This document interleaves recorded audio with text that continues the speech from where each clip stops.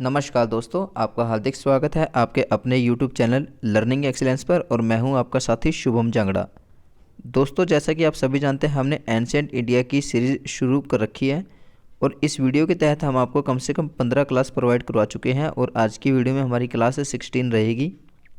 दोस्तों, इस क्लास में हम गुप्त वंश को डिटेल्ड से पढ़ेंगे।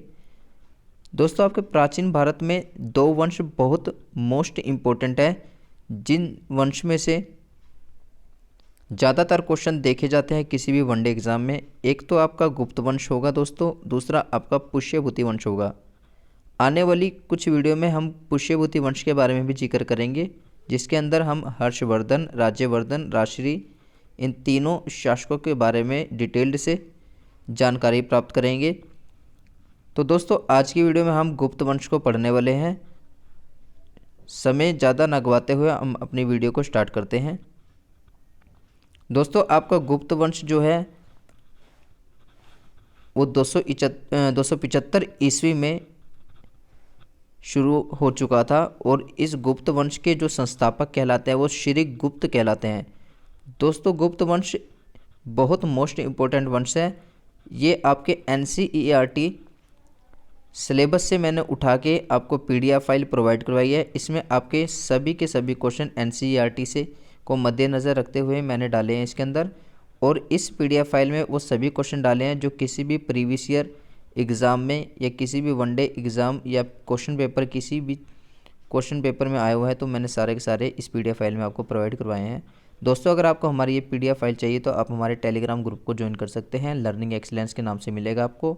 हमारे YouTube चैनल पर जितनी भी वीडियो होंगी उन सभी वीडियो की PDF फाइल आपको वहाँ पर प्रोवाइड करवा दी जाएगी, जिससे कि आपको नोट्स की टेंशन लेने की ज़रूरत नहीं पड़ेगी।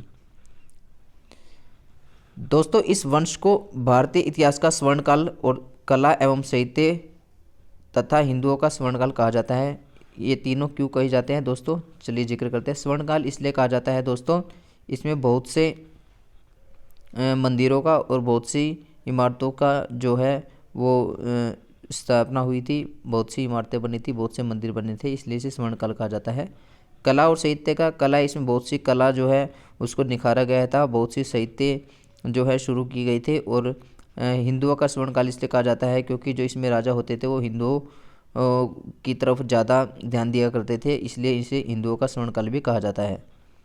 तो दोस्तों, जो श्री गुप्त से संबंधित कोई भी ताम्रपत्र नहीं मिले हैं हमें। इस वंश से ताम्रपत्र मिले तो हैं दोस्तों, लेकिन जो हमारे श्रीगुप्त राजा हैं सिर्फ उसके बारे में हमें कोई ताम्रपत्र नहीं मिले। आगे आने वाले जो राजा होंगे उनके बारे में हमें ताम्रपत्र जरूर मिलेंगे।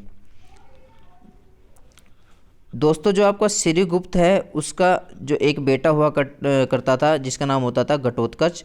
और श्रीगुप्त के बाद जो है घटोत्कच ही राजा बनता है, जिसका जो टाइम पीरियड है वो 280 से लेके 319 ईस्वी तक रहेगा।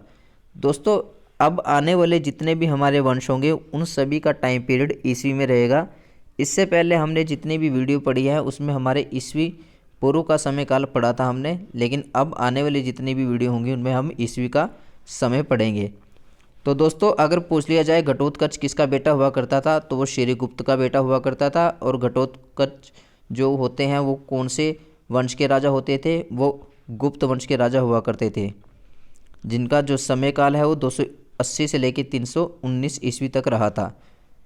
इस टाइम पीरियड के बीच वो राजा बने थे। जो घटोत्कच से संबंधित हमें एक ताम्रपत्र मिला है, सिर्फ एक ही ताम्रपत्र मिला है दोस्तों हमें घटोत्कच से। और इस वंश का वास्तविक संस्थापक कहा जाता है चंद्रगुप्त प्रथम को। दोस्तों, वास्तविक संस्थापक वो होता है जो अपने राज्य को और ज़्यादा शक्तिशाली बनाता है। संस्थापक सिर्फ वो होता है जो किसी चीज़ की नींव रखता है, किसी वंश की या किसी राज्य की नींव रखता है, लेकिन जो उस राज्य को, उस वंश को शक्तिशाली बनाता है उसे वास्तविक संस्थापक कहा जाता है।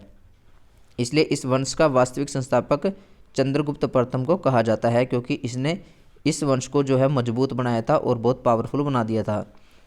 चंद्रगुप्त प्रथम जो है उसका समय काल जो है वो 319 से लेके 335 ईस्वी तक रहा था।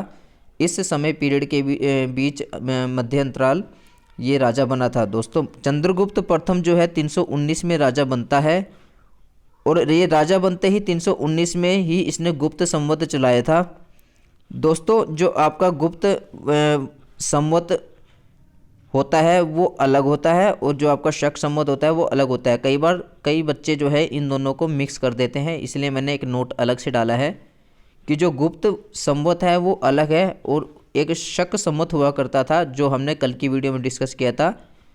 कुषाण वंश में जिक्र किया था हमने राजा कनिष्क का, और राजा कनिष्क ने ही शक संवत चलाया था जो कि भारत के कैलेंडर को फॉलो करता था। दोस्तों जो शक संवत है और गुप्त संवत है उन दोनों के बीच 241 वर्ष का अंतर पड़ता है, क्योंकि जो शक संवत है वो पहले आया था और गुप्त संवत बाद में आया था, इसलिए इन दोनों का जो टाइम का अंतर है वो 241 वर्ष होगा। जो आपका दोस्तों चंद्रगुप्त प्रथम था उसने किससे शादी की थी? लिच्छवी की राजकुमारी होती थी कुमार देवी, और उससे चंद्रगुप्त प्रथम ने शादी की थी। और चंद्रगुप्त की जो शादी हुई थी जिस राजकुमारी से, वो राजकुमारी वैशाली राज्य को अपने साथ लेकर आई थी। आप कह सकते हैं दहेज में, या फिर उसको शादी में भेंट में मिला था वैशाली राज्य। चंद्रगुप्त प्रथम को वैशाली राज्य जो है गिफ्ट में मिला था शादी में।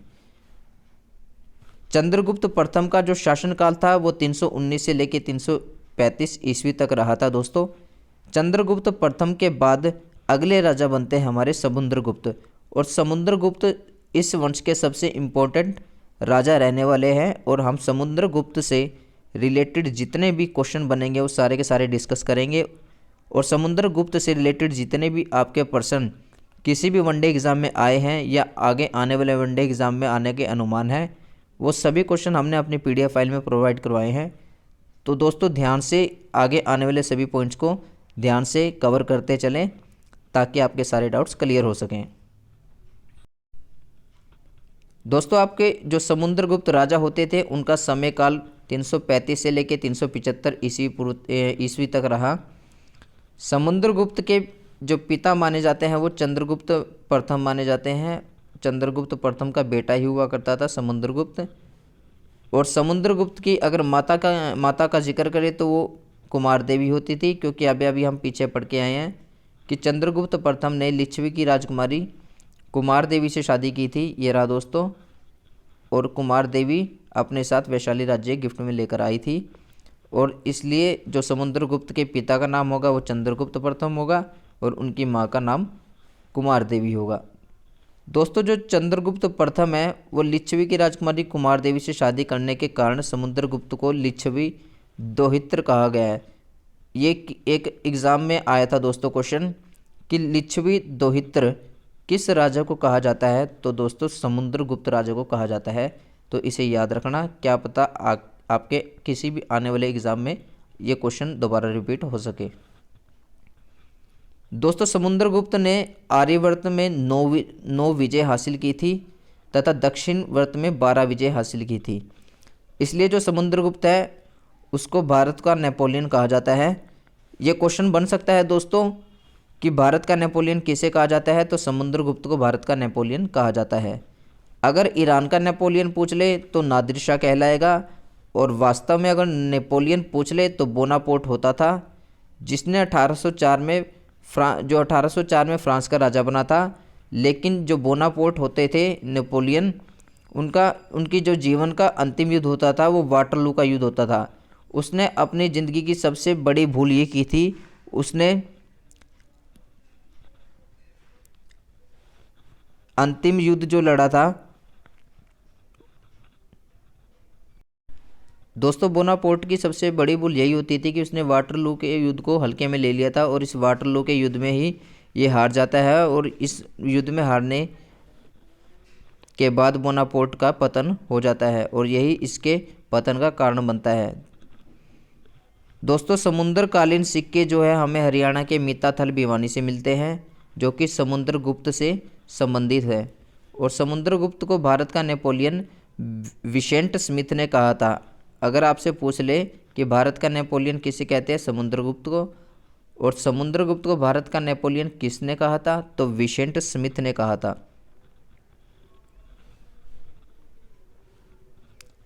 दोस्तों हरिसेन समुद्रगुप्त का दरबारी कवि हुआ करता था और हरिसेन ने प्रयाग प्रशस्ति की रचना की थी। और समुद्रगुप्त एक महान कवि होता था जिसे वीणा बजाना बहुत अच्छा लगता था और इसे वीणा बजाने में महारत भी हासिल हुई थी। समुद्रगुप्त के समय में हमें एक सिक्का मिलता है। दोस्तों जैसा कि अभी भी हमने जिक्र किया, समुद्रगुप्त को वीणा बजाना अच्छा लगता था और उसे वीणा बजाने में महारत भी हासिल हुई थी। तो उस राजा को जब वीणा बजाना अच्छा लगता था तो उसने अपने शासनकाल में एक सिक्के चलाए थे और उन सिक्कों के पीछे उसने समुद्रगुप्त मतलब वीणा बजाते हुए छपे हुए हैं। उन्होंने अपनी तस्वीर छपाई थी और उस तस्वीर में वो वीणा बजाते हुए पाए गए हैं। तो इस वंश में हमें जो सिक्के मिलते हैं उस सिक्के पे समुद्रगुप्त की फ़ोटो मिलती है जो कि वीणा बजाते हुए छपे हुए हैं। दोस्तों समुद्रगुप्त ने भी अश्वमेध यज्ञ करवाया था और अश्वमेध यज्ञ साम्राज्य विस्तार के लिए करवाया जाता है जिसमें 2 घोड़े छोड़े जाते हैं जो कि श्री राम जी ने भी अयोध्या में करवाया था। श्रीलंका के शासक होते थे मेघ ब्राह्मण। मेघ ब्राह्मण ने अपना राजदूत समुद्रगुप्त के दरबार में भेजा था जिसका नाम होता था मेघ ब्राह्मण। और मेघ ब्राह्मण क्या करने गए थे समुद्रगुप्त के दरबार में? महात्मा बुद्ध की मूर्ति बनाने के लिए गए थे। और कहाँ गए थे दोस्तों? बोध गया बिहार में गए थे। इलाहाबाद के स्तंभ। दोस्तों इलाहाबाद में जो स्तंभ अभिलेख मिले हैं वो स्तंभ अभिलेख भी समुद्रगुप्त का वर्णन दर्शाते हैं और समुद्रगुप्त को धर्म प्रचारक बंधु कहा गया है इलाहाबाद के स्तंभ अभिलेखों में। और गुप्त वंश की जानकारी हमें इलाहाबाद के स्तंभ अभिलेखों से भी प्राप्त होती है। समुद्रगुप्त ने एक बौद्ध भिक्षुक जिसका नाम होता था वसुबंधु और वसुबंधु को अपने दरबार में संरक्षण दिया था। मतलब समुद्रगुप्त ने अपने दरबार में एक बौद्ध भिक्षुक को रखा था और उस बौद्ध भिक्षुक का नाम हुआ करता था वसुबंधु। दोस्तों समुद्रगुप्त के बाद अगले राजा बनते हैं हमारे रामगुप्त। दोस्तों सबसे इम्पोर्टेंट राजा होते थे समुद्रगुप्त और उस समुद्रगुप्त राजा से रिलेटेड हमने सभी के सभी फैक्ट अपने पढ़ लिए हैं और इन सभी फैक्ट में वो सभी क्वेश्चन हैं जो आपके किसी भी वनडे एग्ज़ाम में आए हैं या आपके किसी भी वनडे एग्ज़ाम में आगे आने के चांसेस हैं।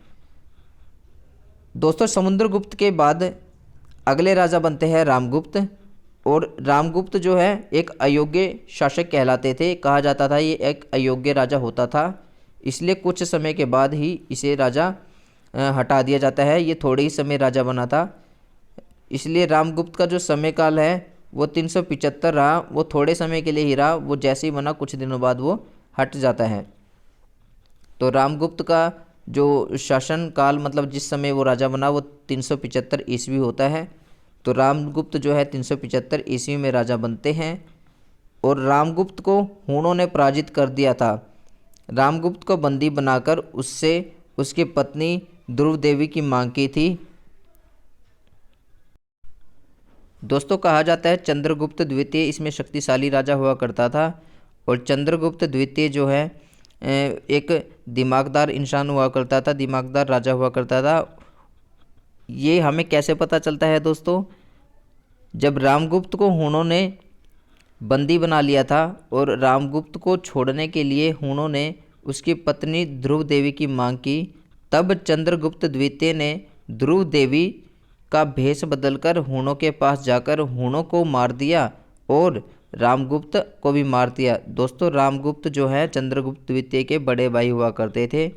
जब चंद्रगुप्त द्वितीय को पता लगा कि हूणों ने रामगुप्त को पकड़ा हुआ है तो वो भेष बदलकर ध्रुव देवी का भेष बदलकर हूणों के पास जाता है।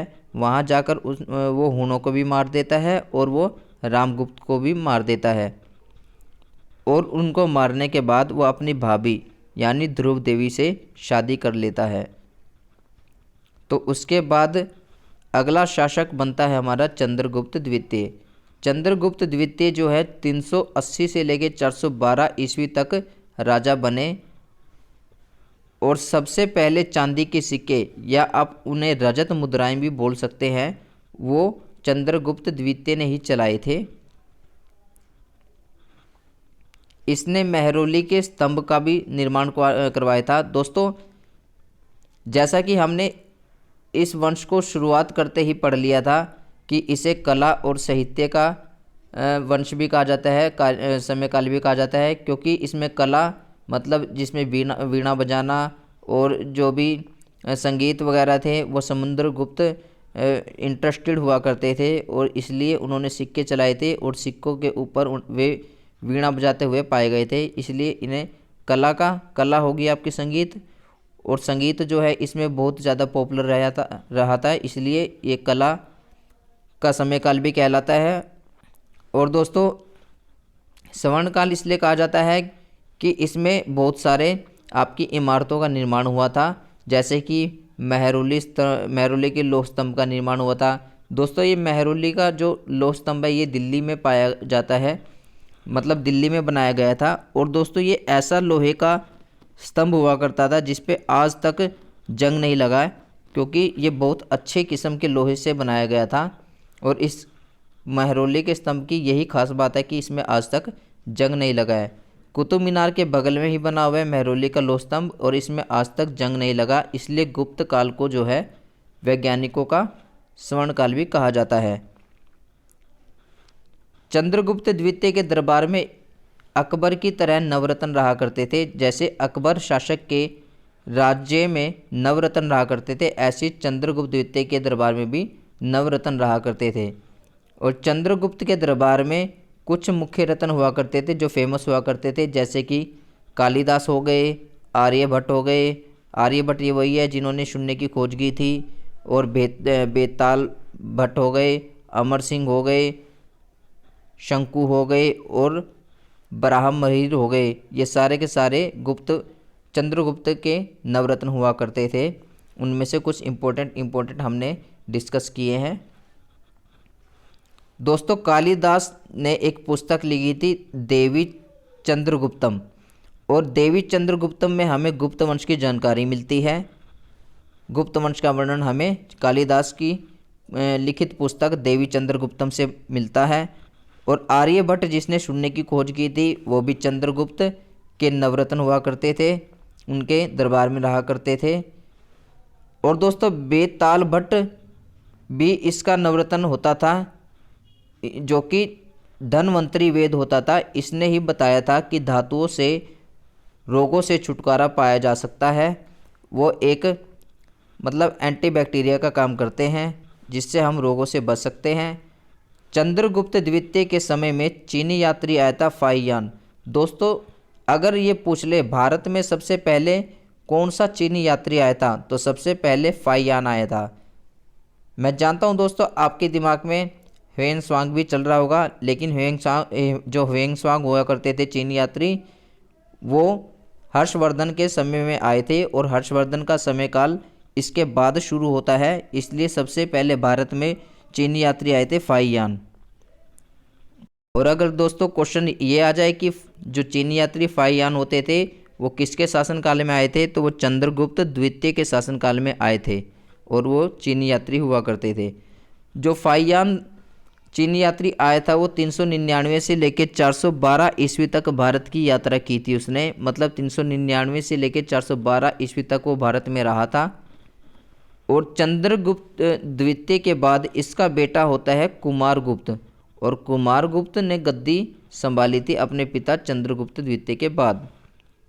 तो दोस्तों चंद्रगुप्त राजा जो बनते हैं वो 412 ईस्वी में बनते हैं और कब तक रहते हैं वो 454 ईस्वी तक। दोस्तों जो गुप्त वंश में सबसे ज़्यादा ताम्रपत्र पूछ ले या सबसे ज़्यादा अभिलेख पूछ ले तो हमें कुमारगुप्त से ही प्राप्त होते हैं। और जितने भी हमें ताम्रपत्र और अभिलेख मिले हैं उन सभी में सबसे ज़्यादा मिलने वाला वर्णन हमारे कुमारगुप्त शासक का ही है। गुप्त वंश से वैसे तो हमें बहुत से कम ताम्र अभिलेख मिले हैं, लेकिन जितने भी मिले हैं हमें उनमें कुमारगुप्त शासक का बहुत ज़्यादा जिक्र मिलता है, बहुत ज़्यादा वर्णन मिलता है। दोस्तों कुमार जो गुप्त वंश के लोग होते थे वो वैष्णव हुआ करते थे, और वैष्णव का मतलब होता है वो विष्णु भगवान को माना करते थे। और कुमारगुप्त जो है वो विष्णु भगवान का उपासक हुआ करता था। उपासक मतलब उसकी उपासना करता था, उसकी पूजा किया करता था और विष्णु भगवान को मानता था। कुमारगुप्त ने ही नालंदा विश्वविद्यालय की स्थापना करवाई थी, और नालंदा विश्वविद्यालय दोस्तों आपका बिहार में पड़ता है। और जो नालंदा विश्वविद्यालय को कुतुबुद्दीन बख्तियार खिलजी इसने जला दिया था। कहा जाता है दोस्तों जो कुतुबुद्दीन बख्तियार खिलजी है वो कम से कम 2 विश्वविद्यालयों को जलाकर राख कर देता है, जिनमें से एक आपका नालंदा विश्वविद्यालय पड़ता है जो कि बिहार में पड़ता है। दूसरा तक्षशिला विश्वविद्यालय था जिसको जलाकर इसने राख कर दिया था। इसने इसके शासनकाल में सबसे ज़्यादा हूणों जातियों ने आक्रमण किया था। दोस्तों हूण जातियों का जो हमने जिक्र किया था इससे पहले चंद्रगुप्त द्वितीय के बारे में किया था, जब रामगुप्त को उसने हूणों ने पराजित करके उसकी पत्नी ध्रुव देवी की मांग कर ली थी, तब भी हूण जाति ही आक्रमण करती थी, और हूण जातियों ने ही सबसे ज़्यादा इस वंश में आक्रमण किया था। कुमारगुप्त ने भी रजत मुद्राएं चलाई थी, आप चांदी की मुद्रा भी बोल सकते हो इन्हें, परंतु इनकी जो रजत मुद्राएं हैं उन पर मयूर या मोर के चित्र छपे हुआ करते थे, जिनसे हमें पहचान होती है कि जो ये रजत मुद्राएं हैं वो कुमारगुप्त की चलाई हुई है। कुमारगुप्त के बाद इसका बेटा स्कंदगुप्त राजा बनता है दोस्तों, मतलब कुमारगुप्त का बेटा कौन होता है? स्कंदगुप्त। और कुमारगुप्त के बाद जो गद्दी का कार्यभार संभालता है वो स्कंदगुप्त होते हैं इसके बेटे। तो दोस्तों राजा स्कंदगुप्त का जो कार्यकाल है, जो समय काल है वो 455 से लेकर 467 तक रहता है। 455 ईस्वी में वो राजा बनते हैं और 467 ईस्वी तक वो राजा रहते हैं। इसके मुख्य मुख्य तथ्यों के बारे में जान लेते हैं दोस्तों। जो स्कंदगुप्त राजा हैं आपके, उन्होंने सुदर्शन झील का पुनर्निर्माण करवाया था। अगर इसका प्रथम निर्माण पूछ ले तो चंद्रगुप्त मौर्य ने करवाया था, और इसका पुनर्निर्माण किसने करवाया था? तो वो स्कंदगुप्त राजा ने करवाया था, जो कि गुप्त वंश के राजा हुआ करते थे। तो सुदर्शन झील का निर्माण किसने करवाया था?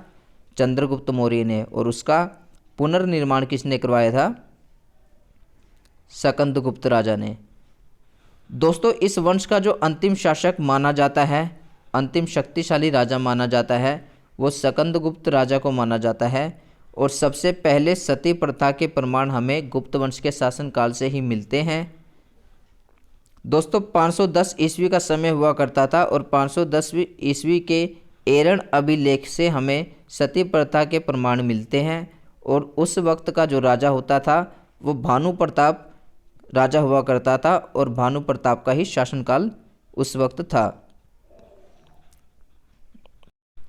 दोस्तों जैसे कि हम समय में आगे बढ़ते जा रहे हैं, और जैसे कि मैं पहले भी आपको बता चुका, जैसे जैसे समय बढ़ता गया वैसे वैसे नारी की इज्जत में जो है गिरावट आती चली गई, और नारी की स्थिति में बहुत ज़्यादा गिरावट आ चुकी थी इस समय तक आते आते। और गुप्त वंश में जो है अजंता की गुफाएं और एलोरा की गुफाएं भी बनी थी। अगर कोई आपसे पूछ ले कि अजंता और एलोरा की गुफाएं जो हैं वहाँ से हमें कौन से धर्म के प्रमाण मिलते हैं, तो जैन धर्म, बौद्ध धर्म और सनातन धर्म, इन तीनों धर्मों के प्रमाण हमें अजंता और एलोरा की गुफाओं से मिलते हैं।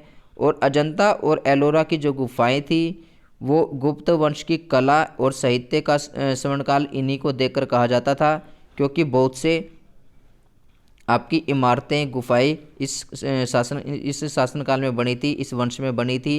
जैसा कि लोहे का स्तंभ हो गया, और अजंता की गुफाएं होगी, एलोरा की गुफाएं होंगी, ये सारी की सारी आपकी धार्मिक चीज़ें बनी। और जैसे जैसे ये बनती गई इनको कला और साहित्य का जो है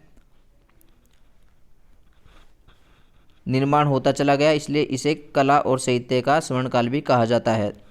दोस्तों अजंता और एलोरा की गुफाओं में हमें जैन धर्म और बौद्ध धर्म का और सनातन धर्म का भी वर्णन मिलता है, इसके बारे में हम जिक्र कर चुके। दोस्तों 1829 में राजा राम मोहन रॉय हुआ करते थे, उनके प्रयासों से सती प्रथा पर रोक लगा दी गई थी।